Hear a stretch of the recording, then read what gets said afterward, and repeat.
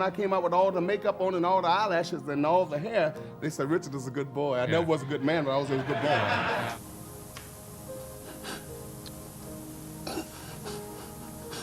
It hurts, doesn't it? I'm sorry. But look what you have done with your life. He is phenomenal. You are. There has been persistent confusion and controversy surrounding the death of little Richard.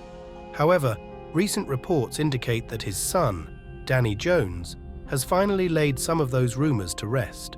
Little Richard stands as one of the most iconic singer-songwriters in the history of music. An original pioneer of rock music, he left an indelible mark with signature 1950s hits such as Tutti Frutti, Long Tall Sally, and Good Golly Miss Molly. Renowned rock stars credit him for shaping their sounds and contributing to the establishment of the rock and roll genre. This is a man who knows how to scream. His significant contributions led to inductions into the Rock and Roll Hall of Fame and the Songwriters Hall of Fame, in addition to receiving a Lifetime Achievement Grammy Award. Born Richard Wayne Penniman, the iconic rocker experienced marriage once, tying the knot with Ernestine Harvin from 1957 to 1964. Throughout his life, Richard grappled with a complex relationship with his sexuality. At times, he openly identified as gay, as revealed in a 2016 GQ interview, where he discussed his father's reaction. He said he wanted 7 boys, and that I had spoiled it because I was gay. Despite these statements, there were instances where he expressed conflicting views on his orientation.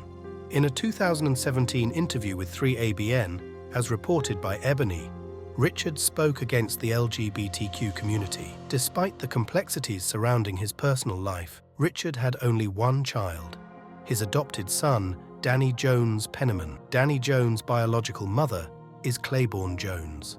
At the time of her encounter with the Good Golly Miss Molly singer, she resided in South Central Los Angeles and was a single mother to several children.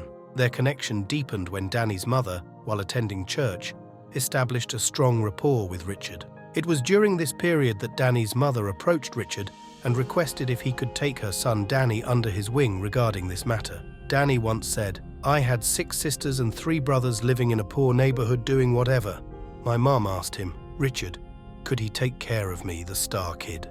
Further elaborating on the reason why his mom did this, he added, "Because she didn't want me turning out like the rest of my sisters and brothers," and he agreed. On May 9th, 2020, Little Richard, the legendary musician, departed from the realm of the living. He passed away at the age of 87 in his residence in Tennessee. The reported cause of his death was bone cancer. Confirming his father's demise, Danny Jones Penniman personally conveyed the news to Rolling Stone. After Danny's father died, he revealed that his mother had asked Richard to take him in. "He would never say anything to me about whatever I was doing. He would just always encourage me," he told Rolling Stone. Danny joined his father on the road, and he shared insights into the wisdom his dad imparted over the years. Reflecting on Little Richard's parenting style, Danny explained, "Parenting for him was he would say something to you, and you had to figure it out." He further recounted some of his father's advice, such as, "You control the money, don't let the money control you." As a child, these statements might have seemed cryptic, but as life unfolded, Danny came to understand their significance. In the latter years of Little Richard's life, Danny remained closely connected, residing and working with him in Tennessee. Danny shared that in the final stages, Richard's attention had shifted significantly towards his life in the church. Following his father's passing in 2020, Danny took on the role of confirming and announcing the news. Since Little Richard's death, Danny has maintained a relatively private profile. The most interesting thing is that people believe that Richard himself also sent a cryptic message before he died. Little Richard earned the title the Architect of Rock and Roll for his pioneering contributions to the genre. While an architect traditionally designed structures, in this context, it refers to Richard's groundbreaking approach to rock music. He defied conventions by accelerating the tempo of his songs, setting a new standard in pop music. Even behind a piano, his unmatched stage presence exuded confidence in an unprecedented manner. However, his audacious style was not universally embraced in Hollywood. Despite the remarkable aspects of his career, it's intriguing to explore why the singer made the decision to return to school to acquire literacy skills. "I stopped and went to school, you know. I've never made this type of money, David. You know, I was making $15 a week, and all of a sudden I'm making $10,000 an hour. So I went back to school to learn." Motivated by a desire to comprehend the intricacies of the music industry, little Richard returned to school with a specific goal to understand his earnings and protect himself from exploitation by unscrupulous figures in Hollywood. During a past interview, as he discussed his decision to pursue education, the audience erupted in laughter, possibly interpreting his move as eccentric. Yet little Richard, undeterred by the laughter, was well aware of the importance of his actions and had a clear understanding of what he aimed to achieve. "I needed to know how to handle the money. I had a lot of managers that was handling it, a whole lot taking it, leaving me nothing. I didn't even know how to count the nothing that they left, so I went back to school to study." Richard openly embraced his identity as a gay man. Charles White's 1984 biography, The Life and Times of Little Richard, intricately weaves together accounts from Richard himself and those in his inner circle, including fellow artists. The biography chronicles his journey from a young gospel singer in Georgia to becoming a trailblazing figure in Southern rock and roll. Within its pages, Richard reflects on the early experiences that played a crucial role in shaping his identity throughout the years.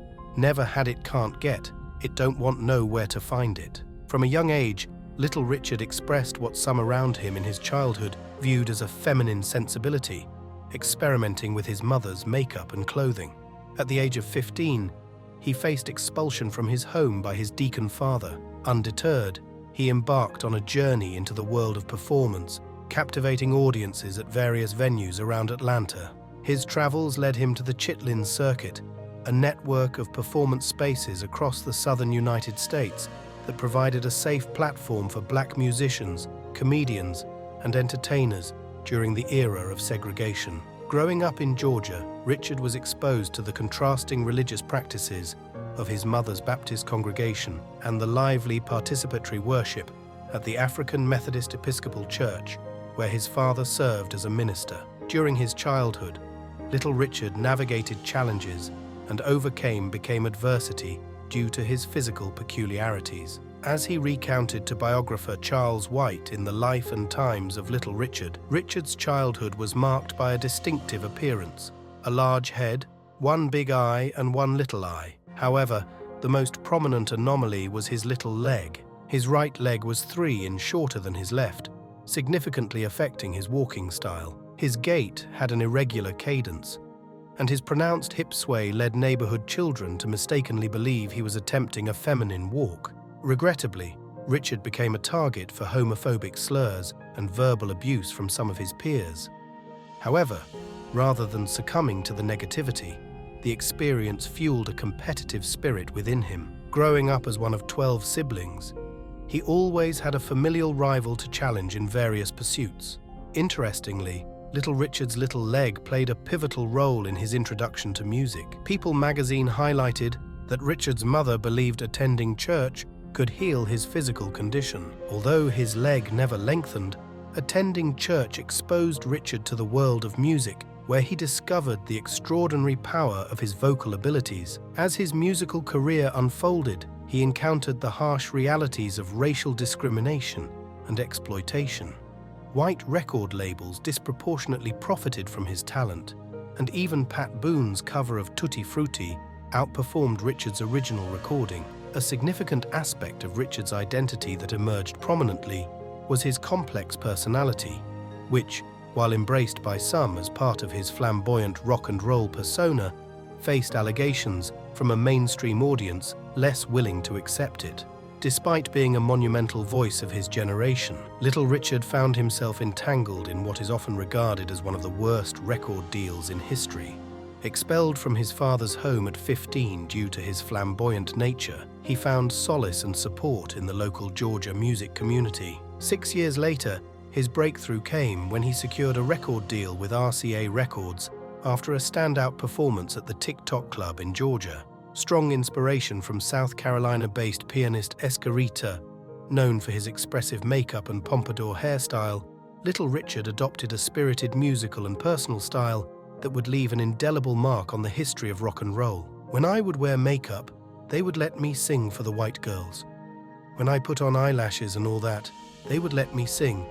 But when I went as a straight dude, they would let me sing. Now, why is that? Well, they thought I wanted the girls.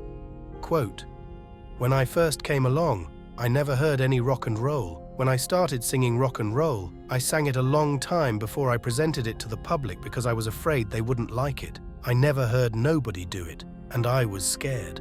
Little Richard told Rolling Stone magazine in 1990. Little Richard's ascent to fame was marked by a slow and challenging journey. Despite being a signed artist, the initial 5 years of his career saw minimal radio play. To make ends meet and support his family, he took on shifts as a dishwasher at a Greyhound station. It was during these dishwashing duties that the iconic line from his first hit, Tutti Frutti, was born. Aop, bop, iop, bam, boom. Little Richard forwarded the record to Specialty Records located in Chicago.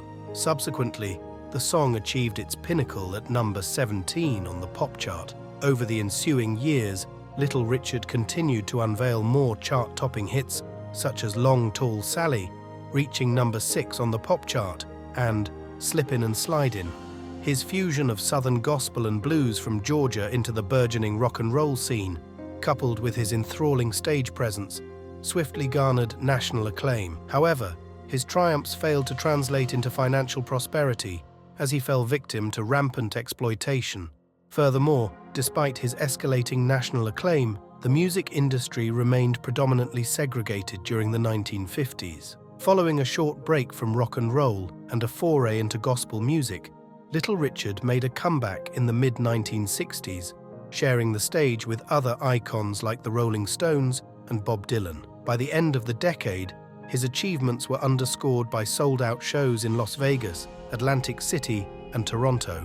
His global renown solidified his status as a living legend, yet his personal challenges persisted. "I started drinking all kinds of liquors. Then I went into I used to take so much cocaine till my nose was big enough to park diesel trucks in." The vocalist grappled with addiction, engaging in substantial consumption of LSD, PCP, heroin, and notably, he candidly revealed to People magazine that he was blowing about $1,000 of cocaine when I'd blow my nose. Blood and flesh would come out on my handkerchief. Little Richard elaborated. Due to drug use, he would be unable to remember entire days at a time, lose track of time, and, quote, somehow forgot that because of a birth defect, his right leg was 3 inches shorter than his left. His acknowledgement of being introduced to drugs strongly suggests that someone somewhere may have intended for him to lose focus and a sense of self. "My dad had died. He got my best friend, my father." Indeed, it is quite surprising. In a parallel reality, Bud Penniman, Little Richard's father, could have embraced his son fully, as detailed in the life and times of Little Richard.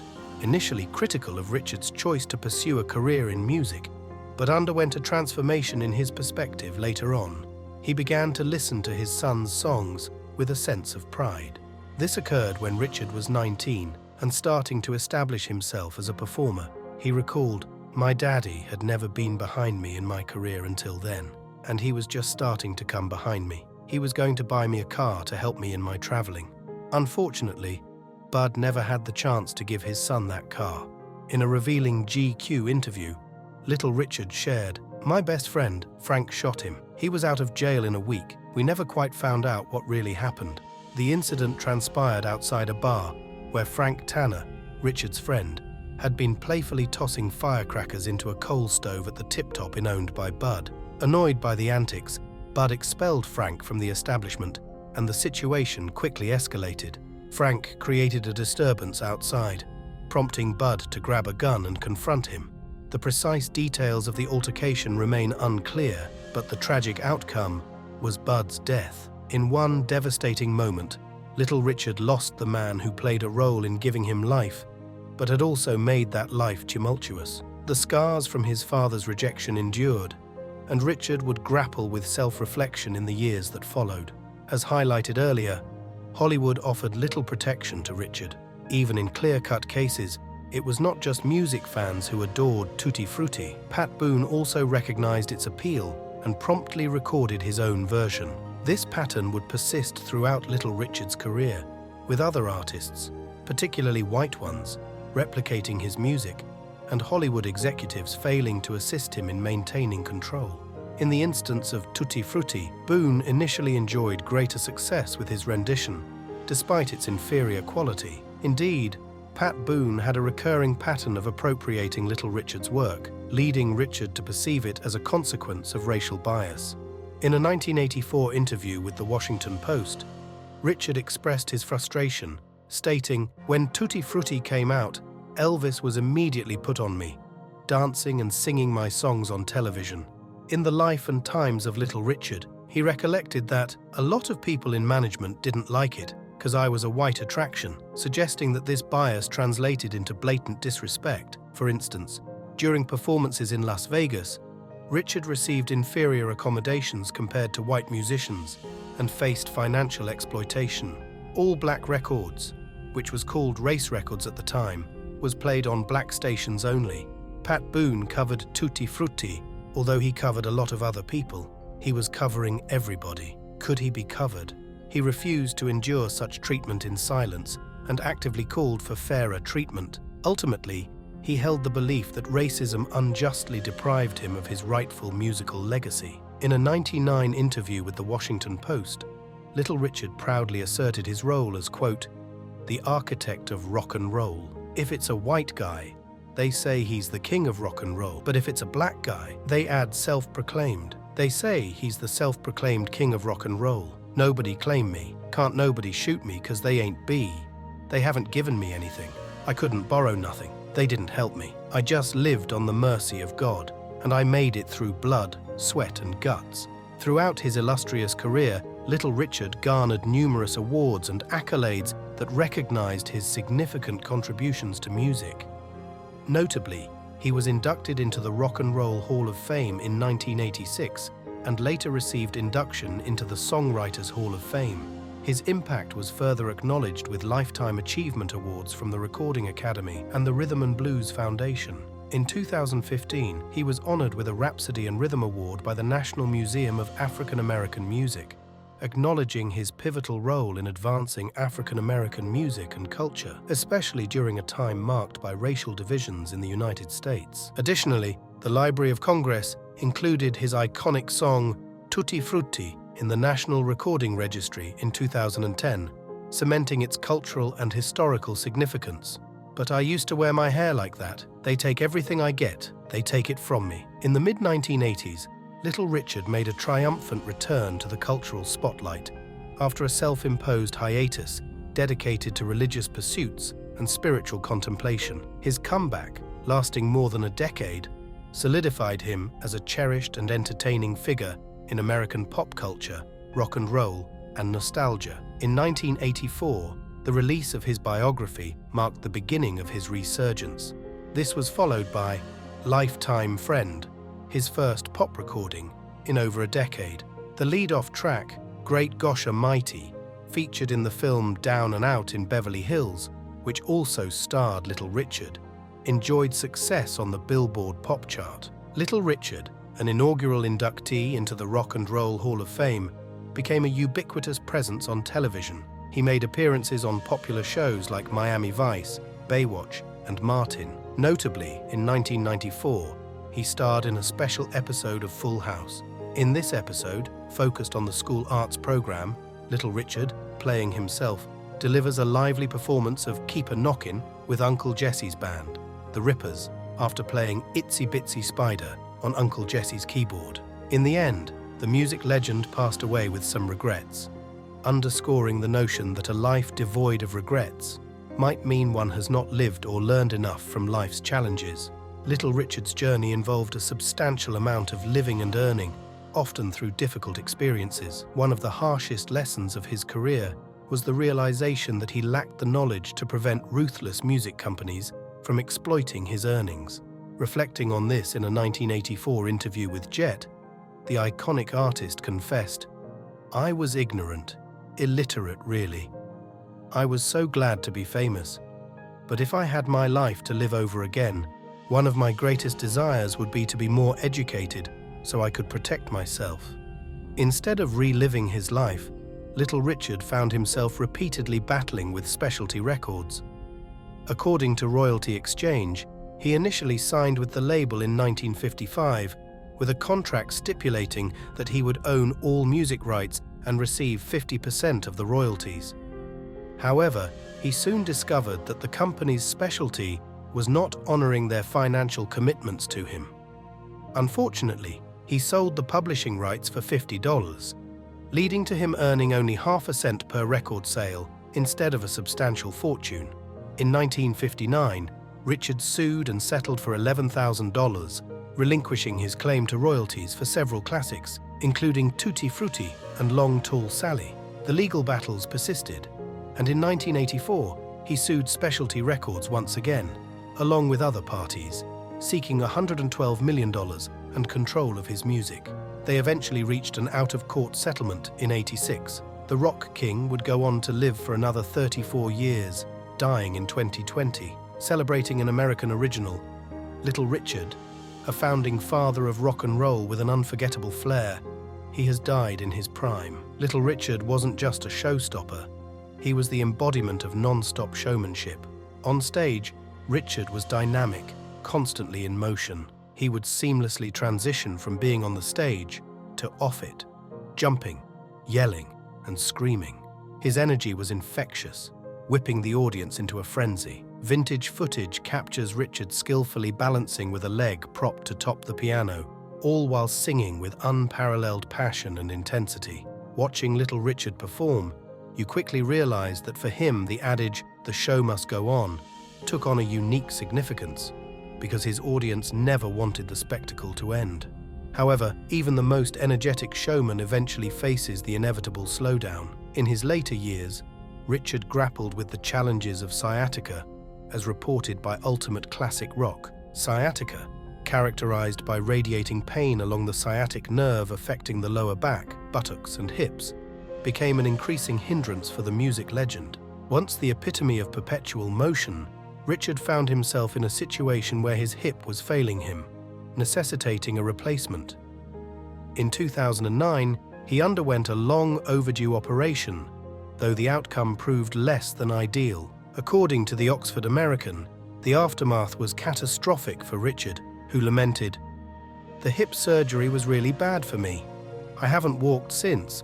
I'm in pain 24 hours a day." Rock and roll, a genre that never fades away, witnessed the departure of one of its legends on May 9, 2020, when the vibrant rock and roll soul of Little Richard transcended his earthly confines at the age of 87.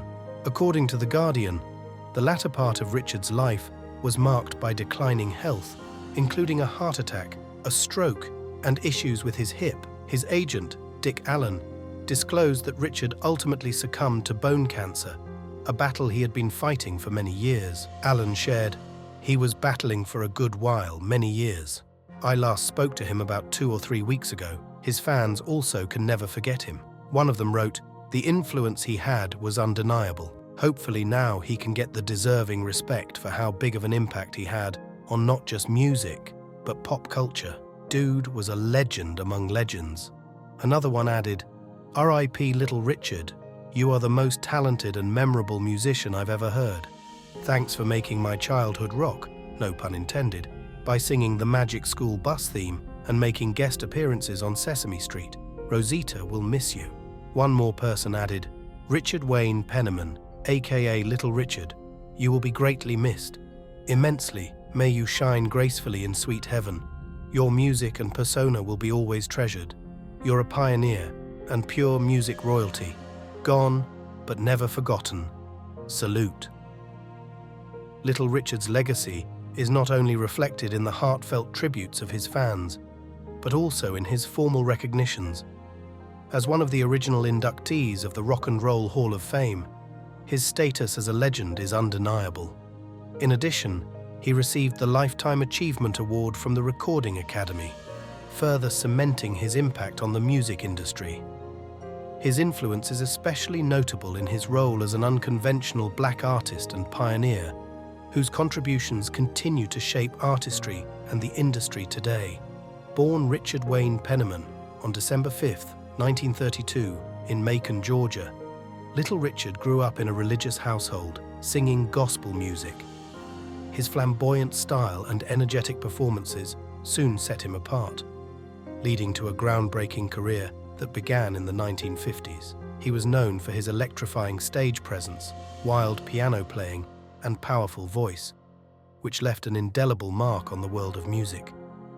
Songs like Tutti Frutti, Long Tall Sally, and Good Golly Miss Molly became anthems of the rock and roll era, influencing countless musicians across genres.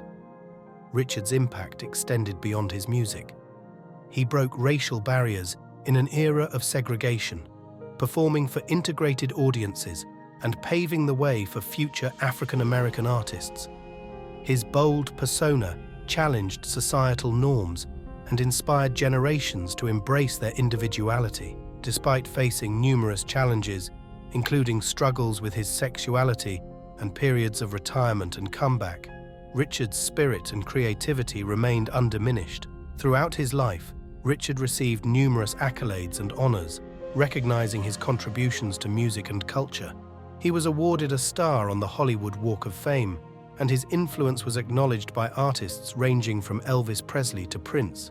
His energetic performances and charismatic personality left a lasting impression on all who witnessed them. In his later years, despite health challenges, Little Richard continued to inspire and engage with his fans. He remained a beloved figure in the music industry, celebrated for his contributions and remembered for his dynamic presence. His passing marked the end of an era, but his legacy lives on through his timeless music and the countless artists he influenced.